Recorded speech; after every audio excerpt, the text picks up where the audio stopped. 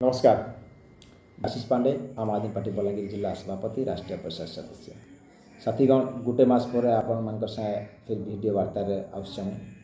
कारण है किसी दिन तले मास तले मोर ऊपर अटैक होता।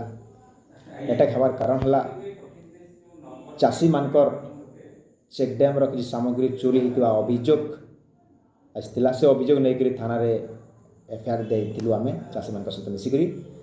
तो पुलिस कार्यानुष्ठान करथिला संपुक्त व्यक्ति मानकर ये ना केस होता। तो से राग रखिकी किछि व्यक्ति किछि दलर षड्यंत्र रे 7-8 जन से माने मते अटैक करथिले अस्त्र शस्त्र रे, जार फल कि मुई ट्रीटमेंट होउथिली। तेणुकरी आपण मानकर संगे कथबार्ता हेनी पारथि।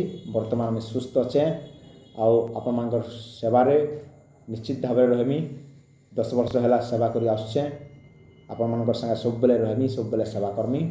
आउ जेन प्रकार दुष्शक्ति एवं जेने भी अन्याय हेबा आशीष पांडे सेने ठिया उठवा और दुष्शक्ति मान को निश्चित भाव दमन करा जिबा।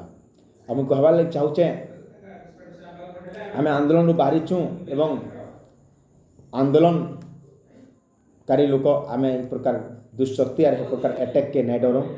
आउ जेन माने भी अटैक करिछन तांकर ऊपर आईन अनुसार निश्चित भाव कार्यानुष्ठान हेबा एवं 2 जन अरेस्ट थिले, 2 जन फेरार थिले, से मानकर ऊपर भी कार्यानुष्ठान हेबा मोर आशा अछि पुलिस ऊपर।